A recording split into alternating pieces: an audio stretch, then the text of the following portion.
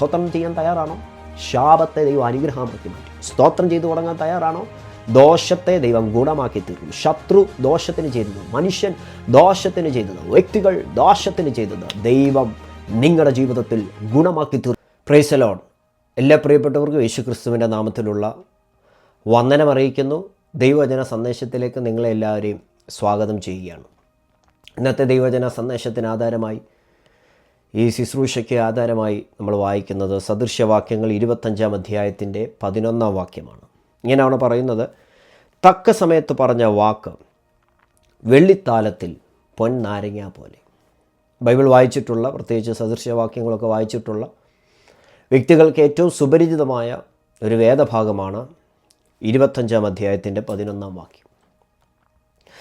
ഇവിടെ പറയുന്നു, തക്ക സമയത്ത് പറഞ്ഞ വാക്ക്. വാക്കുകളെക്കുറിച്ച് വിശുദ്ധ വേദപുസ്തകത്തിൽ ഉൽപ്പത്തി മുതൽ വെളിപ്പാട് വരെ നമ്മൾ വായിക്കുമ്പോൾ വളരെ പ്രാധാന്യത കൊടുക്കുന്നൊരു ഗ്രന്ഥമാണ് വിശുദ്ധ ബൈബിൾ.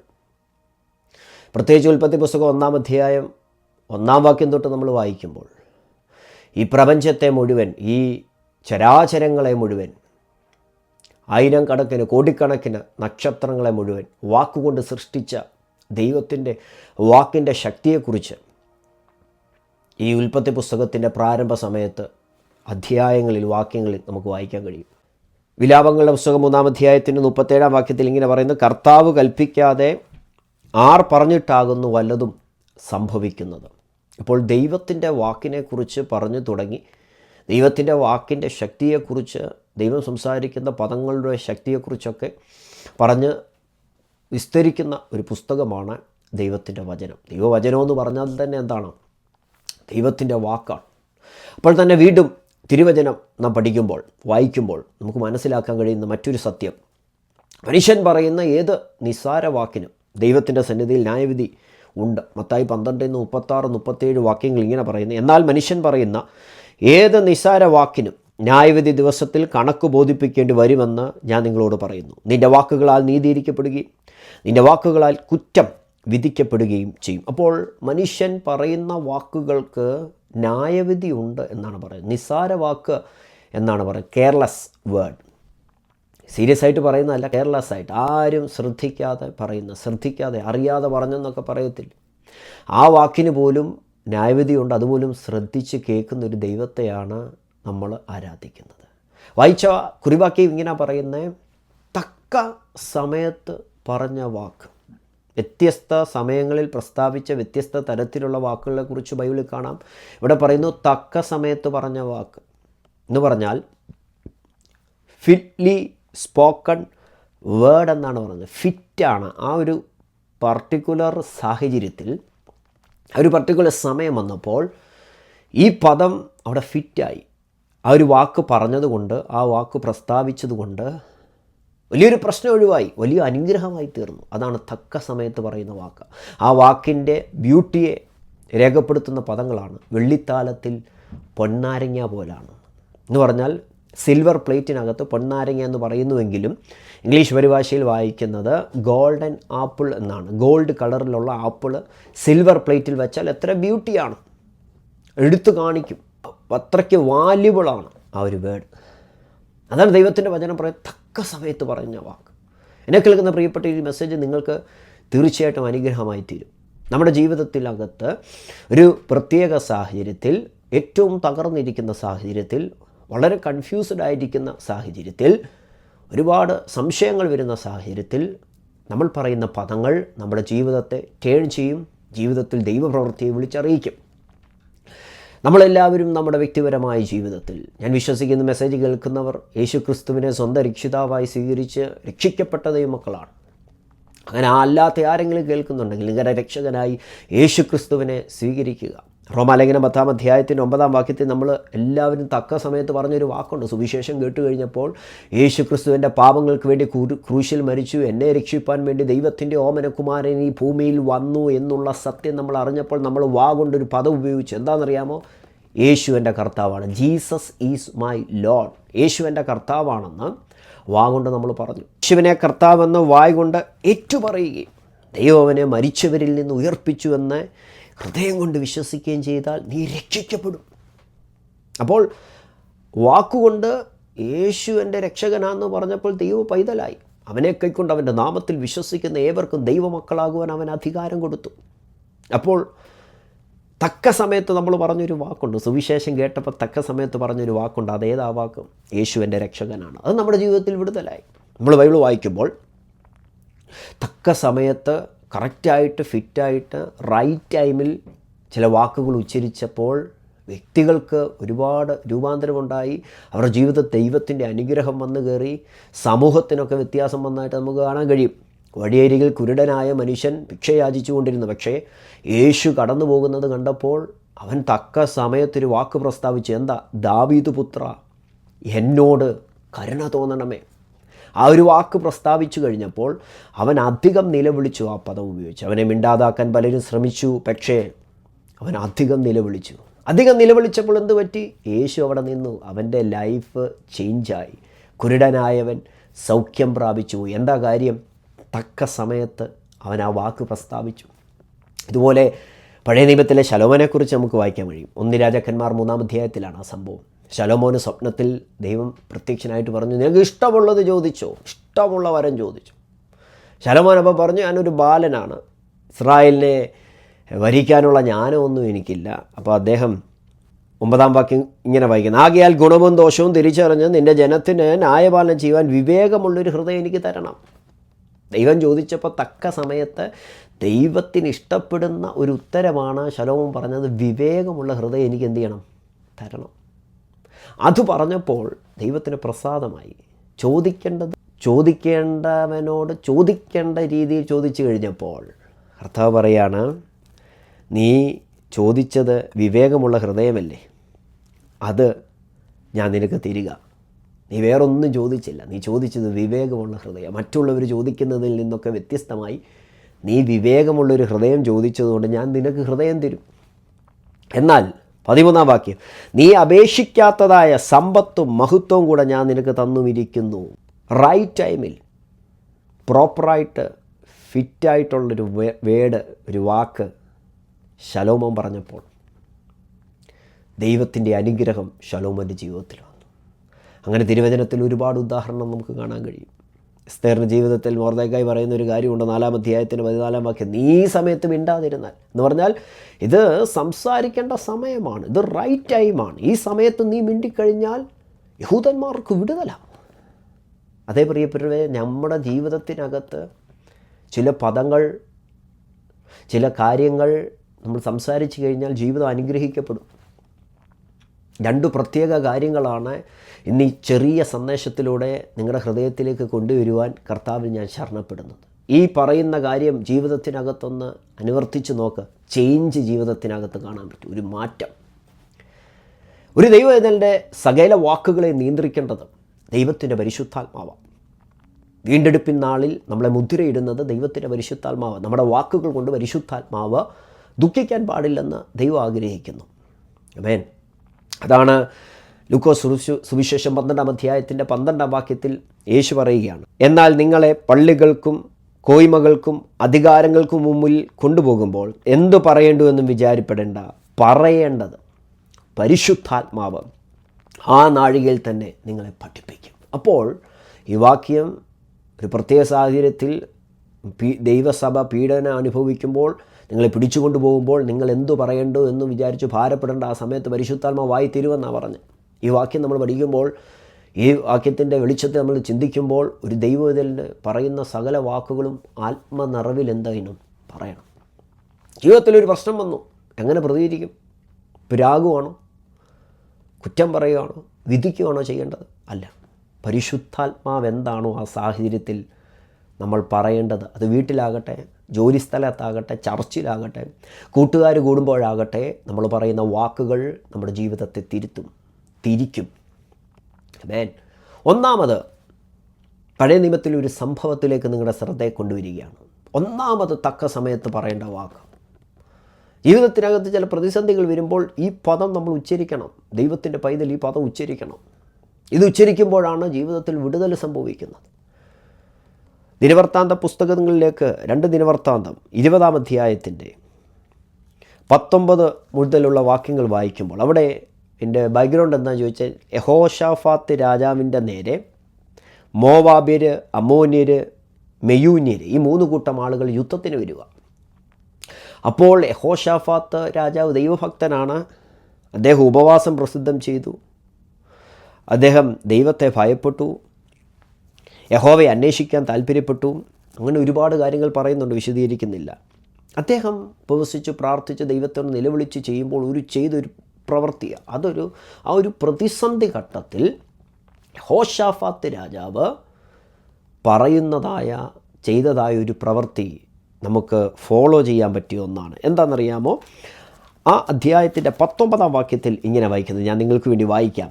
കെഹാത്യരും കോരഹിരായ ലേവ്യർ ഇസ്രായേലിൻ്റെ ദൈവമായ യഹോവയെ അത്യുച്ചത്തിൽ സ്തുതിപ്പാൻ എഴുന്നേറ്റു. ഒരു പ്രതിസന്ധി വന്നപ്പോൾ രാജാവ് കമാൻഡ് ചെയ്യുക, സ്തുതിച്ചു തുടങ്ങിക്കും. പ്രതിസന്ധി വന്നപ്പോൾ പിറുപിറുക്കുമല്ല, കുറ്റം പറയുമല്ല, ദേഷ്യം വിടുകയല്ല, ദൈവത്തെ പഴി പറയുകയല്ല, സ്തുതിക്കാൻ എഴുന്നേറ്റു. താഴോട്ട് വായിക്കുമ്പോൾ 21-ാം വാക്യത്തിൽ, പിന്നെ അവൻ ജനത്തോട് ആലോചിച്ചിട്ട് വിശുദ്ധലങ്കാരം ധരിച്ച് സൈന്യത്തിൻ്റെ മുമ്പാകെ നടന്നുകൊണ്ട് വാഴ്ത്തുവാനും യഹോവയെ സ്തുതിപ്പീൻ, അവൻ്റെ ദയ എന്നേക്കുള്ളതെന്ന് ചൊല്ലുവാനും യഹോവയ്ക്ക് സംഗീതക്കാരെ നിയമിച്ചു. അവർ പാടി സ്തുതിച്ചു തുടങ്ങിയപ്പോൾ യഹോവ യഹൂദയ്ക്ക് വിരോധമായി വന്ന അമ്മോന്യരുടെയും മോവാബിയരുടെയും സെയീർ പർവ്വതക്കാരുടെ നേരെ പതിയിരുപ്പുകാരെ വരുത്തി. അങ്ങനെ അവർ തോറ്റുപോയി. താഴോട്ട് വായിക്കുമ്പോൾ അദ്ദേഹം സ്തോത്രം ചെയ്യുകയാണ്. എന്നെ കേൾക്കുന്ന പ്രിയപ്പെട്ടവരെ, പല പ്രതിസന്ധികളും ജീവിതത്തിനകത്ത് വരുമ്പോൾ എന്ത് ചെയ്യണമെന്നറിയത്തില്ല. അപ്പോൾ നമ്മൾ ചെയ്യേണ്ട ഒരു കാര്യമുണ്ട്. അത് തക്ക സമയത്ത് പറഞ്ഞ വാക്കാണ്. സ്തുതിക്കാൻ എഴുന്നേക്ക്, സ്തുതിച്ച് തുടങ്ങുക. കുറ്റം പറയാനും ദേഷ്യപ്പെടാനും ഒക്കെ ഉള്ളൊരു സിറ്റുവേഷൻ ആയിരിക്കും ജീവിതത്തിനകത്ത്. പക്ഷെ ആ സമയത്ത് അങ്ങനെയൊന്നും ചെയ്യേണ്ട. സ്തോത്രം ചെയ്യും. പുതിയ നിയമത്തിൻ്റെ ഭാഷയിൽ പറഞ്ഞാൽ സ്തോത്രം എന്ന യാഗം അർപ്പിക്കുന്നവൻ എന്നെ മഹത്വപ്പെടുത്തുന്നു എന്നാണ് വായിക്കുന്നത്. അധരഫലമെന്ന സ്തോത്രയാഗം ഇടവിടാതെ അർപ്പിപ്പീൻ എന്നാണ് പറയുന്നത്. എല്ലാറ്റിലും സ്തോത്രം ചെയ്യാനാണ് പറയുന്നത്.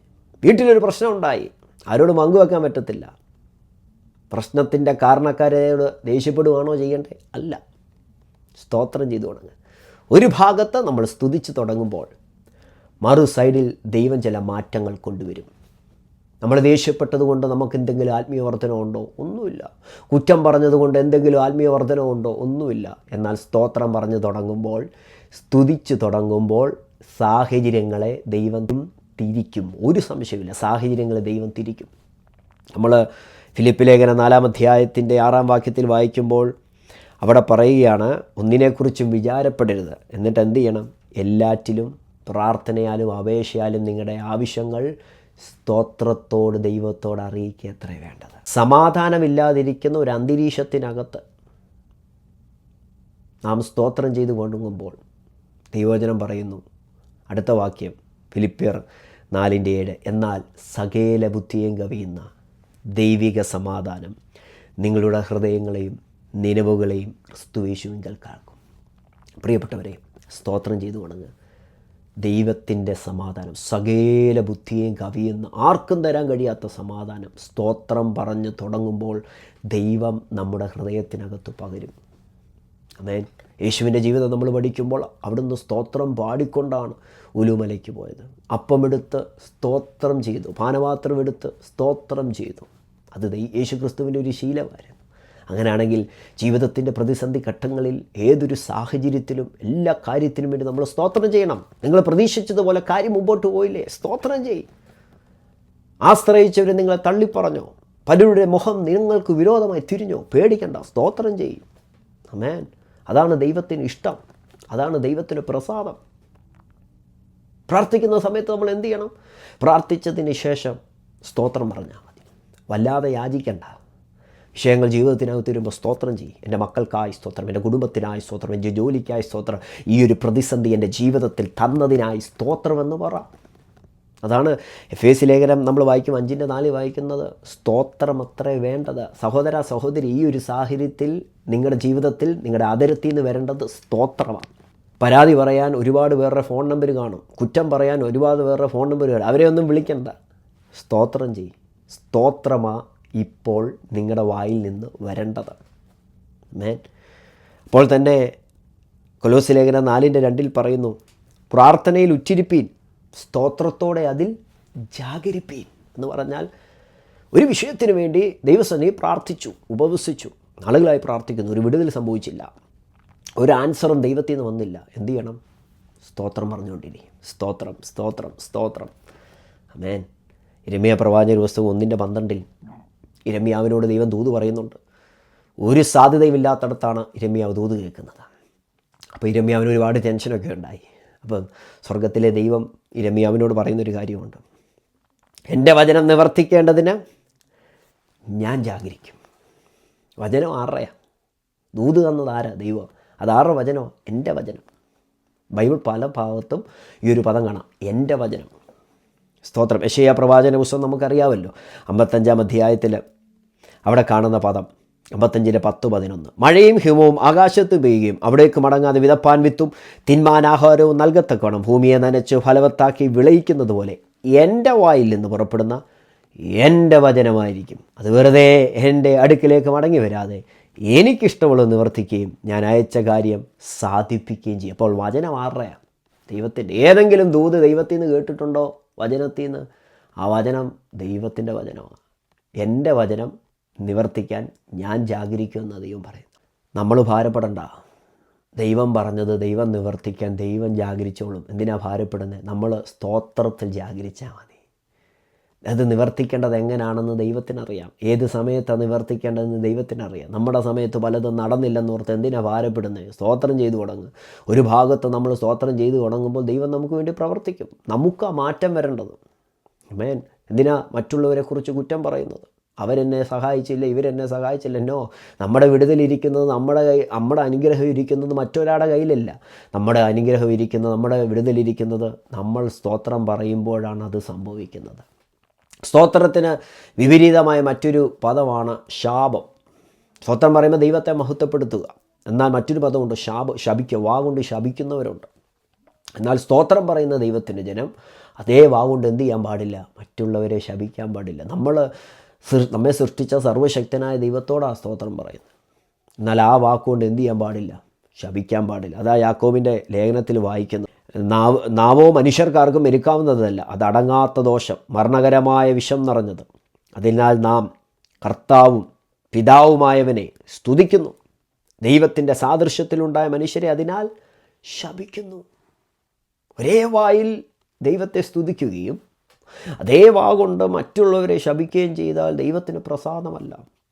അതല്ലേ പത്രോസ് പറഞ്ഞത്? ദോഷത്തിന് ദോഷവും ശകാരത്തിന് ശകാരവും പകരം ചെയ്യാതെ നിങ്ങൾ അനുഗ്രഹം അനുഭവിക്കാൻ വിളിക്കപ്പെട്ടവരാകൊണ്ട് അനുഗ്രഹിക്കുന്നവരാകുകയും. നമ്മളെ ശപിക്കുന്നവർ കാണും, നമ്മളെ പ്രാകുന്നവർ കാണും, നമുക്കെതിരെ സംസാരിക്കുന്നവർ കാണും. പക്ഷേ അവരെ ശപിക്കുവാൻ നമുക്ക് വചനം അധികാരം തരുന്നില്ല. വചനം നമുക്ക് തരുന്ന അധികാരം എന്ന് പറഞ്ഞാൽ അവരെ ബ്ലെസ് ചെയ്യാനാണ്. നമ്മുടെ അനുഗ്രഹം നമ്മുടെ ആദരത്തിനകത്തുണ്ട്. നമ്മുടെ വിടുതൽ നമ്മുടെ ആദരത്തിനകത്തുണ്ട്. ഒന്ന്, സ്തോത്രം ചെയ്യണം. ഇനി മെസ്സേജ് കേൾക്കുന്ന പ്രിയപ്പെട്ടവരെ, നിങ്ങൾ തയ്യാറാണോ സ്തോത്രം ചെയ്യാൻ? സ്തോത്രം പറയുമ്പോൾ അത് ദൈവത്തിന് പ്രസാദമാണ്. കുറ്റം പറയണ്ട, വിധിക്കണ്ട, പരാതി പറയണ്ട, സ്തോത്രം ചെയ്യും. ശിമേ എന്ന് പറയുന്ന മനുഷ്യൻ 2 ശമൂവേൽ 16-ാം അധ്യായത്തിൽ ദാവീദിനെ ശപിച്ചുകൊണ്ട് വരിക. ആ സമയത്ത് പൂഴി വാരിയിട്ടുകൊണ്ട് നീച എന്നൊക്കെ വിളിച്ചുകൊണ്ട് ദാവീദിനെതിരെ സംസാരിക്കുമ്പോൾ ദാവീദ് അബീശായിയോട് പറയുന്നൊരു കാര്യമുണ്ട്. അബീശായി പറഞ്ഞു, എന്നാൽ ഇവനെ അങ്ങ് കൊന്നേക്കട്ടെ, ഇവനെ അങ്ങ് നശിപ്പിച്ചേക്കട്ടെ. നോ, ദാവീദ് പറഞ്ഞു, വേണ്ട, യഹോവ അവനെ ശപിക്കാൻ കൽപ്പിച്ചിരിക്കും, അവൻ ശപിക്കട്ടെ. എന്നിട്ട് ദാവീദ് പറയുന്നൊരു സ്റ്റേറ്റ്മെൻ്റ് ഉണ്ട്. എന്താണെന്നറിയാമോ? 12-ാം വാക്യം. പക്ഷേ യഹോവ എൻ്റെ സങ്കടം നോക്കി ഇന്നത്തെ ഇവൻ്റെ ശാപത്തിനു പകരം എനിക്ക് അനുഗ്രഹം നൽകും. ദാവീദിനറിയാം, ഒരു മനുഷ്യൻ എന്നെ ശപിച്ചാലൊന്നും ശാപം എനിക്ക് ഏക്കത്തില്ല. അവൻ എന്നെ ശപിച്ചാലും അവൻ്റെ ശാപത്തിന് പകരം എൻ്റെ ദൈവം എനിക്ക് അനുഗ്രഹം തരും. കാരണം എൻ്റെ അനുഗ്രഹം ഇരിക്കുന്നത് എനിക്കെതിരെ പറയുന്ന ആളുകളുടെ കയ്യിലല്ല. ഞാൻ പറയുന്നത് പോലാണ് എൻ്റെ ജീവിതത്തിൽ അനുഗ്രഹം സംഭവിക്കുന്നത്. ശിമേയി ശപിച്ചു, പക്ഷെ ദാവീദ് പറഞ്ഞു, അവൻ്റെ ശാപത്തിന് പകരം യഹോവ എനിക്ക് അനുഗ്രഹം തരും. നിങ്ങൾ വിശ്വസിക്കുന്നുണ്ടോ? നമ്മൾ ശപിക്കാനൊന്നും പോകണ്ട, നമ്മൾ പ്രതികരിക്കാനൊന്നും പോകണ്ട. നമ്മൾ അനുഗ്രഹിക്കുക. അനുഗ്രഹിക്കാനാണ് ദൈവം നമ്മെ വിളിച്ചിരിക്കുന്നത്, വഴക്കുണ്ടാക്കാനല്ല, പ്രതികരിക്കാനല്ല. സ്തോത്രം ചെയ്തു തുടങ്ങിക്കോ, അവൻ്റെ ശാപത്തെ ദൈവം അനുഗ്രഹമാക്കി മാറ്റും. മറ്റുള്ളവർ ശപിച്ചതിനെ അനുഗ്രഹമാക്കി മാറ്റുന്നവനാണ് നമ്മുടെ ദൈവം. ഉൽപ്പത്തി പുസ്തകം 50-ാം അധ്യായത്തിൻ്റെ 20-ാം വാക്യത്തിൽ സഹോദരന്മാർക്ക് തന്നെത്താൻ വെളിപ്പെടുത്തുമ്പോൾ സഹോദരന്മാർ യോസേഫിനോട് പറയുന്നുണ്ട്, നീ ഞങ്ങൾക്കെതിരെ ഒന്നും ചെയ്യരുതേ. കാരണം അപ്പം മരിച്ചു കഴിഞ്ഞപ്പോൾ സഹോദരന്മാർക്കൊരു ചിന്ത, യോസേഫ് പ്രതികാരം ചെയ്യുമോ? അപ്പോൾ യോസേഫ് പറയുന്നൊരു സ്റ്റേറ്റ്മെൻ്റ് ഉണ്ട് 20-ാം വാക്യത്തിൽ, നിങ്ങൾ എൻ്റെ നേരെ ദോഷം വിചാരിച്ചു, ദൈവമോ ഇന്നുള്ളതുപോലെ ബഹുജനത്തിന് ജീവരക്ഷ വരുത്തേണ്ടതിന് അതിനെ ഗുണമാക്കി തീർത്തു. ദോഷത്തെ ഗുണമാക്കി തീർത്തു. ദാവീദിൻ്റെ കേസിൽ ശാപത്തെ അനുഗ്രഹമാക്കി മാറ്റി. സ്തോത്രം ചെയ്യാൻ തയ്യാറാണോ? ശാപത്തെ ദൈവം അനുഗ്രഹമാക്കി മാറ്റും. സ്തോത്രം ചെയ്തു തുടങ്ങാൻ തയ്യാറാണോ? ദോഷത്തെ ദൈവം ഗുണമാക്കി തീർക്കും. ശത്രു ദോഷത്തിന് ചെയ്തത്, മനുഷ്യൻ ദോഷത്തിന് ചെയ്തത്, വ്യക്തികൾ ദോഷത്തിന് ചെയ്തത് ദൈവം നിങ്ങളുടെ ജീവിതത്തിൽ ഗുണമാക്കി തീർക്കും. ദൈവം നിങ്ങളുടെ ജീവിതത്തിൽ അനുഗ്രഹമാക്കി തീർക്കും. അതാണ് നാം സേവിക്കുന്ന ദൈവത്തിൻ്റെ പ്രത്യേകത. ശപിക്കണ്ട, പ്രാകണ്ട, വിധിക്കണ്ട, സ്തോത്രം ചെയ്തു തുടങ്ങിക്കോ. സ്ഥിതിക്ക് ദൈവം വ്യത്യാസം വരുത്തും. രണ്ടാമത്തെ കാര്യം, തക്ക സമയത്ത് നമ്മുടെ ജീവിതത്തിൽ പറയേണ്ട ഒരു വാക്കാണ് സ്തോത്രം. പ്രതിസന്ധികൾ വരുമ്പോൾ, ഭാരങ്ങൾ വരുമ്പോൾ, മറ്റുള്ളവർ നമ്മളെ തളർത്തുമ്പോൾ, ഒറ്റയ്ക്കാകുമ്പോൾ, എല്ലാ വഴിയും അടഞ്ഞെന്ന് പറയുമ്പോൾ സ്തോത്രം ചെയ്യ്, ദൈവം സ്ഥിതി മാറ്റും. 2, ഇസ്രായേൽ ജനത്തിൻ്റെ ജീവിതം നമ്മൾ പഠിക്കുമ്പോൾ 5 പ്രധാന തെറ്റുകൾ, ദൈവഹിതമില്ലാത്ത കാര്യങ്ങൾ അവർ ചെയ്തതായി 1 കൊരിന്ത്യർ ലേഖനം 10-ാം അധ്യായത്തിൽ നമുക്ക് കാണാൻ കഴിയും. അതിനകത്ത് 5-ാമത്തെ ഒരു കാര്യമാണ് ഇതുമായി ബന്ധപ്പെട്ട് പറയുവാൻ കർത്താവിൽ ശരണപ്പെടുന്നത്. 1, ദുർമോഹം, അവർ ദുർമോഹികളായി. 2, വിഗ്രഹാരാധന. 3, പരസംഗം. 4, ദൈവത്തെ പരീക്ഷിച്ചു. 5-ാമതൊരു കാര്യമുണ്ട്, അത് വായിക്കുന്നത് 10-ാം വാക്യത്തിലാണ്. അവർ ഇങ്ങനെ ഇസ്രായേൽ ജനത്തെക്കുറിച്ച് പറഞ്ഞു, അവരിൽ ചിലർ പിറുപിറുത്തു, സംഹാരിയാൽ നശിച്ചു പോയതുപോലെ നിങ്ങളും പിറുപിറുക്കരുത്. 1 സ്തോത്രം പറയുന്നു, ശപിക്കാതെ സ്തോത്രം പറയാം, ദൈവവചനം പറയുമ്പോൾ 2ാമത് തക്ക സമയത്ത് പറയേണ്ട ഒരു വാക്കുണ്ട്. എന്താണെന്നറിയാമോ? പിറുപിറുക്കാൻ പാടില്ല. പിറുപിറുപ്പിന് പകരം നമ്മൾ പ്രാർത്ഥിക്കണം. ഇസ്രായേൽ ജനം വാഗ്ദത്ത ദേശത്തേക്ക് കാലുകുത്തുവാൻ ഇറങ്ങിത്തിരിച്ചവരിൽ 2 പേരൊഴികെ ബാക്കി ആരും കയറിയില്ല. പിന്നല്ല അടുത്ത തലമുറയായിരുന്നു. എന്താ കാര്യം? അവർ പട്ടുപോയി. ഒറ്റ കാര്യമുള്ളൂ, ദൃഷ്ടാന്തമായിട്ട് ഒരു എക്സാമ്പിളായിട്ട് ബുദ്ധി ഉപദേശത്തിന് വേണ്ടി അങ്ങനെ ഒരു ഇൻസിഡൻറ്റിനെ ബൈബിൾ കോട്ട് ചെയ്തിരിക്കുകയാണ്. അപ്പോൾ ദൈവത്തിൻ്റെ വചനം പറയുന്നു, അവർ ഈ 5 കൂട്ടം കാര്യങ്ങൾ ദൈവത്തെ വിരോധമായി പറഞ്ഞു. 5ാമത്തെ കാര്യമാണ് പിറുപിറുപ്പ്. എന്ത് ചെയ്താലും, ദൈവം എന്ത് നന്മ കൊടുത്താലും പിറുപിറുപ്പാണ്. അവർക്ക് തൃപ്തിയില്ല. ജീവിതത്തിനകത്ത് പിറുപിറുപ്പാണ്. ഇസ്രായേൽ ജനം പിറുപിറുത്തതിനെക്കുറിച്ച് ബൈബിൾ വായിക്കുമ്പോൾ 106-ാം സങ്കീർത്തനത്തിൻ്റെ 25-ാം വാക്യത്തിൽ ഇങ്ങനെ വായിക്കുന്നത്, അവർ തങ്ങളുടെ കൂടാരങ്ങളിൽ വെച്ച് പിറുപിറുത്തു, യഹോവയുടെ വചനം കേൾക്കാതിരുന്നു. വീട്ടിൽ, കൂടാരത്തിൽ പിറുപിറുപ്പ്. എന്നെ കേൾക്കുന്ന പ്രിയപ്പെട്ടവരെ, പ്രാർത്ഥിക്കുന്ന ഒരു ദൈവവൈതലിൻ്റെ കൂടാരത്തിൽ, രക്ഷിക്കപ്പെട്ട് സ്നാനപ്പെട്ട് കൃപയിൽ നിൽക്കുന്ന ഒരു ദൈവവൈതലിൻ്റെ കൂടാരത്തിൽ, യേശുക്രിസ്തുവിൽ വിശ്വസിക്കുന്ന ഒരു ദൈവവൈതലിൻ്റെ കൂടാരം ഉല്ലാസത്തിൻ്റെയും ജയത്തിൻ്റെയും കോശം ഉള്ള കൂടാരമായിരിക്കണം. അവിടെ കേൾക്കേണ്ടത് പിറുപിറുപ്പല്ല. കൂട്ടുവിശ്വാസിയെക്കുറിച്ച് പിറുപിറുക്കുന്നു, കൂടെ ജോലി ചെയ്യുന്നവരെക്കുറിച്ച് പിറുപിറുക്കുന്നു, സഭയിൽ നേതൃത്വത്തിനെതിരെ പിറുപിറുക്കുന്നു. ഒരിക്കലും പിറുപിറുക്കരുത്. പിറുപിറുക്കാനല്ല ദൈവം നമ്മെ വിളിച്ചിരിക്കുന്നത്, പ്രാർത്ഥിക്കാനാണ്. പല വ്യക്തികളും നിങ്ങൾ ഇഷ്ടപ്പെടുന്ന രീതിയിൽ നിങ്ങളോട് ഇടപെടുന്നില്ലായിരിക്കും. അവർക്കെതിരെ പിറുപിറുത്തിട്ട് എന്തെങ്കിലും കാര്യമുണ്ടോ? നമുക്കെന്തെങ്കിലും ആത്മീയ വർധനമുണ്ടോ? ഒരിക്കലുമില്ല. എന്നാൽ അവർക്കെതിരെ പിറുപിറുക്കാനല്ല, അവരെ അനുഗ്രഹിച്ച് പ്രാർത്ഥിക്കാനാണ് ദൈവം നമ്മെ വിളിച്ചിരിക്കുന്നത്. സ്തോത്രം. ഫിലിപ്പിയർ ലേഖനം 2-ാം അധ്യായത്തിൻ്റെ 14-ാം വാക്യത്തിൽ പൗലോസ് പറയുന്ന ഒരു കാര്യമുണ്ട്, നിങ്ങൾ എല്ലാ കാര്യങ്ങളും പിറുപിറുപ്പും വാദവും കൂടാതെ ചെയ്യണം. പിറുപിറുക്കാതെ ദൈവം ഏൽപ്പിച്ച കാര്യം സ്തോത്രം ചെയ്തുകൊണ്ട് പ്രാർത്ഥിച്ച് ചെയ്യും. അങ്ങനെ ചെയ്യുമ്പോൾ അത് അനുഗ്രഹിക്കപ്പെടുന്നത്. ഇസ്രായേൽ ജനത്തിൻ്റെ ചരിത്രം നമ്മൾ പഠിക്കുമ്പോൾ പുറപ്പാട് പുസ്തകം 15-ാം അധ്യായത്തിൻ്റെ 22 തൊട്ട് 27 വരെ വായിക്കുമ്പോൾ ഷൂർ മരുഭൂമിയിലൂടെ കടന്നു വരികയാണ്. 3 ദിവസം വെള്ളം കിട്ടാതെ മരുഭൂമിയിലൂടെ കടന്നു വരുമ്പോൾ അവർക്ക് ദാഹിച്ചപ്പോൾ അവർ മാറയിലെത്തി. മാറ എന്ന വാക്കിൻ്റെ അർത്ഥം കയ്പിൽ എത്തിയപ്പോൾ അവർക്ക് കിട്ടിയ വെള്ളം അവർ കുടിച്ചു. പക്ഷെ അത് കുടിക്കാൻ കഴിയാതെ വണ്ണം കയ്പായി തീർന്നു. കയ്പെത്തിയപ്പോൾ മോശയ്ക്ക് വിരോധമായി ഇസ്രായേൽ ജനം പിറുപിറുത്തു. എന്നാൽ ദൈവത്തിൻ്റെ ദാസനായ മോശ ചെയ്തൊരു കാര്യമുണ്ട്. ലക്ഷക്കണക്കിന് ആളുകൾ ഒരു ഭാഗത്ത് പിറുപിറുക്കുമ്പോൾ മറുഭാഗത്ത് ഭക്തനായ മോശ ദൈവത്തോട് അപേക്ഷിച്ചത് 2 കാര്യങ്ങളാണ്. 1 പിറുപിറുപ്പ്, 2 പ്രാർത്ഥന. ജീവിതത്തിൻ്റെ വ്യത്യസ്ത അനുഭവങ്ങളിൽ നമ്മൾ പിറുപിറുപ്പുകാരാകുമോ? നമ്മൾ പ്രാർത്ഥിക്കുന്നവരാകുമോ? പിറുപിറുക്കുന്നവരുടെ അകത്തെ കണ്ണ് എന്നും അടഞ്ഞിരിക്കും. അവരൊരു ദൈവപ്രവൃത്തി കാണത്തില്ല. പിറുപിറുത്തുകൊണ്ട് തന്നെ അവരുടെ ജീവിതം മുൻപോട്ട് പോകും. എന്നാൽ പ്രാർത്ഥിക്കുന്നവർക്ക് ദൈവം ചിലത് കാണിച്ചു കൊടുക്കും. മോശയുടെ ജീവിതത്തിൽ മോശ ദൈവത്തോട് അപേക്ഷിച്ചപ്പോൾ ഒരു വൃക്ഷം കാണിച്ചു കൊടുത്തെന്ന്. അവർ നിൽക്കുന്ന സ്ഥലത്ത് തന്നെ വിടുതലുണ്ടായിരുന്നു. ആ മാറയ്ക്കുള്ള സൊല്യൂഷൻ ദൈവമാണ് വിളിച്ച് വേർതിരിച്ചതെങ്കിൽ ഇറക്കിക്കൊണ്ട് വന്നിരുന്ന ഒരു കയ്പ് ജീവിതത്തിൽ വന്നാൽ ഇസ്രായേൽ ജനമേ, അതിൻ്റെ സൊല്യൂഷൻ നിങ്ങൾ നിൽക്കുന്ന സ്ഥലത്ത് തന്നെ ഉണ്ട്. പക്ഷെ നിങ്ങളത് കാണാത്തതിൻ്റെ കാര്യം പിറുപിറുത്തു. ഇന്ന് നിങ്ങളെ അഭിമുഖീകരിക്കുന്ന പ്രശ്നത്തിൻ്റെ നടുവിൽ എന്തിനാണ് പിറുപിറുക്കുന്നത്? നെയ്ബേഴ്സിനോട് എന്തിനാണ് പിറുപിറുക്കുന്നത്? ഫ്രണ്ട്സിനോട് എന്തിനാണ് പിറുപിറുക്കുന്നത്?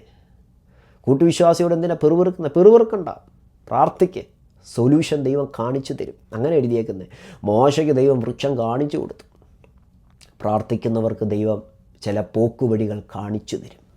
ഞാൻ വിശ്വസിക്കുന്നു തക്ക സമയത്ത് നമ്മൾ പറയേണ്ട ഒരു വാക്കത് പ്രാർത്ഥനയുടെ ശബ്ദമാണ്. നമ്മൾ പ്രാർത്ഥിക്കുന്നത് മാത്രമല്ല ദൈവം കേൾക്കുന്നത്, നമ്മൾ പിറുപിറുക്കുന്നതും ദൈവം കേൾക്കും. മോശയ്ക്ക് വിരോധമായി മിരിയാമും അഹരോനും പിറുപിറുത്തു. സംഖ്യാപുസ്തകം 12-ാം അധ്യായത്തിൻ്റെ 2-ാം വാക്യം അവിടെ വായിക്കുന്ന യഹോവ അത് കേട്ടു.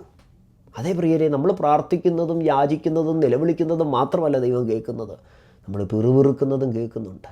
ആ വചനം പ്രത്യേകം പറയും, നിങ്ങൾ പിറുപിറുക്കരുത്. പിറുപിറുപ്പ് ദൈവപ്രവൃത്തിയെ തടയും. പിറുപിറുപ്പ് ദൈവത്തിൻ്റെ അനുഗ്രഹത്തെ തടയും. പക്ഷെ പ്രാർത്ഥന ദൈവപ്രവൃത്തിയെ വിളിച്ചു വരുത്തും. പ്രാർത്ഥന ദൈവപ്രവൃത്തിയെ ജീവിതത്തിനകത്ത് കൊണ്ടുവരുത്തും.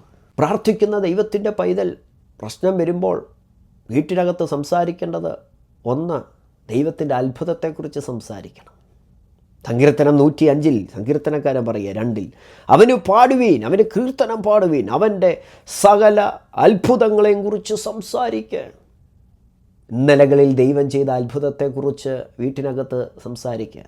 നിങ്ങൾ കടന്നു പോകുന്ന അതേ സിറ്റുവേഷനിലൂടെ നേരത്തെ നിങ്ങൾ കടന്നു പോയിട്ടുണ്ട്.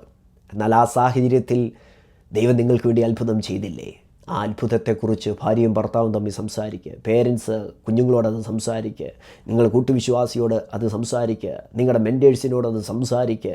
നിങ്ങളുടെ ഫ്രണ്ട്സിനോടത് സംസാരിക്കുക. ദൈവത്തിൻ്റെ അത്ഭുതത്തെക്കുറിച്ച് സംസാരിക്കുക. ദൈവത്തിൻ്റെ അത്ഭുതത്തെക്കുറിച്ച് സംസാരിക്കുമ്പോൾ ദൈവം ചെയ്ത ഇന്നലകളിൽ ചെയ്ത അത്ഭുതങ്ങൾ നിങ്ങളുടെ ജീവിതത്തിൽ അവിടുന്ന് ആവർത്തിക്കും. ഇയ്യോബിനോട് പറയുന്നൊരു പദമുണ്ട്, 37:14 ഇയ്യോബിൻ്റെ പുസ്തകത്തിൽ ഇങ്ങനെ പറയുന്നു, ഇയ്യോബേ, ഇത് ശ്രദ്ധിച്ചു കൊള്ളുക, മിണ്ടാതിരുന്ന ദൈവത്തിൻ്റെ അത്ഭുതങ്ങളെക്കുറിച്ച് ചിന്തിക്കുക. ആമേൻ. വേദനിപ്പിച്ചവർ കാണും, മുറിപ്പെടുത്തിയവർ കാണും, ഇഷ്ടപ്പെടാത്ത ഒരുപാട് കാര്യങ്ങൾ ജീവിതത്തിനകത്ത് വന്നിട്ടുണ്ട്. പക്ഷെ നീ ചെയ്യേണ്ട ഒരു കാര്യം, ചിന്തിക്കണം. എന്താ? എൻ്റെ ദൈവത്തിൻ്റെ അത്ഭുതത്തെക്കുറിച്ച് ഞാൻ ചിന്തിക്കും. നിങ്ങൾ കാറ്റ് കാണത്തില്ല, മഴ കാണത്തില്ല, പക്ഷെ കുടിച്ച കുഴികളിൽ വെള്ളം നിറയും. അത് ഞാൻ വിശ്വസിക്കുന്ന എൻ്റെ ദൈവത്തിൻ്റെ പ്രവൃത്തിയാണ്. 119-ാം സങ്കീർത്തനത്തിൻ്റെ 46-ാം വാക്യത്തിൽ വായിക്കുന്നു, ഞാൻ ലജ്ജിക്കാതെ രാജാക്കന്മാരുടെ മുമ്പിലും നിൻ്റെ സാക്ഷ്യങ്ങളെക്കുറിച്ച് സംസാരിക്കും. അതേ പ്രിയരെ, അത്ഭുതത്തെക്കുറിച്ച് മാത്രമല്ല, ദൈവത്തിൻ്റെ വചനത്തെക്കുറിച്ച് സംസാരിക്കണം. ഇന്ന് ഈ മെസ്സേജ് ഇവിടെ വൈൻഡപ്പ് ചെയ്യുമ്പോൾ, തക്ക സമയത്ത് പറഞ്ഞ വാക്ക് വെള്ളിത്താലത്തിൽ പൊന്നാരങ്ങ പോലെ എന്ന് സദൃശവാക്യക്കാരൻ പറയുമ്പോൾ, ജീവിതത്തിൻ്റെ വ്യത്യസ്ത അനുഭവങ്ങളിൽ, സാഹചര്യങ്ങളിൽ നമ്മൾ പിറുപിറുക്കരുത്, കുറ്റം പറയരുത്, വിധിക്കരുത്, ദൈവത്തിൻ്റെ വചനത്തെ സംശയിച്ചുകൊണ്ട് സംസാരിക്കരുത്. നമ്മൾ ചെയ്യേണ്ട ഒരു കാര്യം, സ്തോത്രത്തിൽ ജാഗരിക്കുക. ദൈവം സ്ഥിതിയെ മാറ്റും, ദൈവം അത്ഭുതം ചെയ്യും. നിങ്ങളെക്കുറിച്ചുള്ള ദൈവത്തിൻ്റെ പദ്ധതികൾ നിങ്ങളുടെ ജീവിതത്തിൽ ദൈവം നടപ്പിലാക്കുക തന്നെ ചെയ്യും, നിവർത്തിക്കുക തന്നെ ചെയ്യും. നിങ്ങൾ എന്ത് ചെയ്യണം? നാം എന്ത് ചെയ്യണം? സ്തോത്രത്തിൽ ജാഗരിച്ചാൽ മതി. ആമേൻ. ശപിക്കണ്ട, അനുഗ്രഹിക്കുക. രണ്ടാമത്തെ കാര്യം, പിറുപിറുക്കുന്നതിന് പകരം പ്രാർത്ഥിച്ച് നോക്കുക. ഒന്ന് ടെസ്റ്റ് ചെയ്ത് നോക്കുക. പിറുപിറുപ്പെല്ലാം മാറ്റിവെക്കുക, പരാതിയെല്ലാം മാറ്റിവെക്കുക, വിധിക്കുന്നതെല്ലാം മാറ്റിവെക്കുക, ദേഷ്യവും കോപവും ക്രോധവും എല്ലാം കൂടെ മാറ്റിവെക്കുക. പ്രാർത്ഥിച്ച് തുടങ്ങാം. സ്ഥിതിക്ക് ദൈവം വ്യത്യാസം വരുത്തും. അങ്ങനെയാണെങ്കിൽ പ്രിയപ്പെട്ടവരെ, ദൈവമക്കളായ നമ്മുടെ അധരം പരിശുദ്ധാത്മാവിനെ ദുഃഖിപ്പിക്കുന്നതാകാതെ ദൈവത്തിന് പ്രസാദമുള്ളത് നമ്മുടെ അധരത്തിൽ നിന്ന് സംസാരിക്കാൻ, ദൈവഹിതമായത് വചനം പറയുന്ന കാര്യങ്ങൾ തക്ക സമയത്ത് നമ്മുടെ അധരത്തിൽ നിന്ന് പുറപ്പെട്ട് ആ പ്രതിസന്ധി ഘട്ടത്തിൽ ദൈവപ്രവൃത്തിയെ കണ്ട് ദൈവത്തെ മഹത്വപ്പെടുത്തുവാൻ, ദൈവത്തിന് സാക്ഷ്യം പറയുവാൻ ദൈവം നിങ്ങൾക്ക് സംഗതി വരുത്തട്ടെ. God bless you.